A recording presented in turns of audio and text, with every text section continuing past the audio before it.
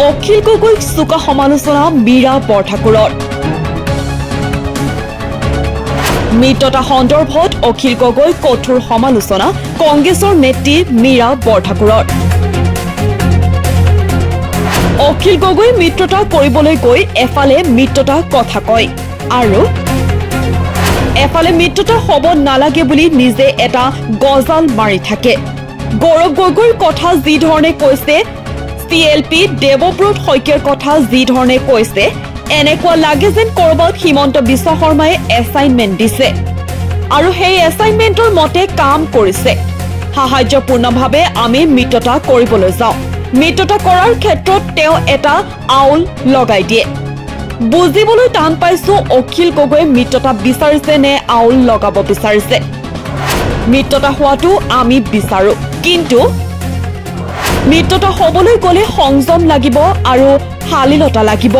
মইৰাবাৰীত এক কাৰ্যসূচীত অংশগ্ৰহণ কৰি মীৰা বৰঠাকুৰে মিত্ৰতা সন্দৰ্ভত অখিল গগৈক চোকা সমালোচনা কৰা পৰিলক্ষিত হয়। হিচাপে সন্মান কৰোঁ, এজন বিৰোধী নেতা হিচাপেও সন্মান কৰোঁ, কিন্তু অখিল গগৈ ডাঙৰীয়াই মিত্ৰতা কৰিবলৈ গৈ এফালে মিত্ৰতাৰ কথা কয় আৰু এফালে মিত্ৰতা হ'ব নালাগে বুলি তেওঁ নিজেই এটা গজাল মাৰি থাকে।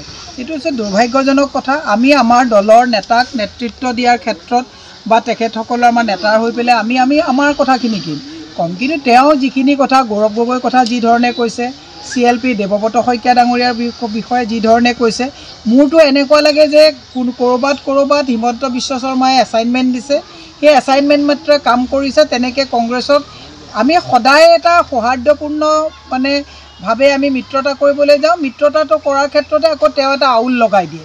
মই বুজিবলৈ টান পাইছোঁ আমি যে অখিল গগৈ ডাঙৰীয়াই একচুৱেলি মিত্ৰতা বিচাৰিছে নে আউল লগাব বিচাৰিছে। ই এটা দুৰ্ভাগ্যজনক কথা। গতিকে মিত্ৰতা হোৱাটো আমি বিচাৰোঁ, কিন্তু মিত্ৰতা হ'বলৈ গ'লে সংযম লাগিব, শালীনতা লাগিব আৰু এনেকৈ কটাক্ষ কৰি পেলাই যদি মিত্ৰতা কৰে, তাৰমানে দেখাই মিত্ৰতা বিচাৰিছে, ভিতৰৰ পৰা হিমন্ত বিশ্ব শৰ্মাই যেনেকৈ মিত্ৰতা বিচৰা নাই তেনেকুৱা হৈছে বুলি ৰাইজে অনুভৱ। নিউজ ডেস্ক, এনি টক্স।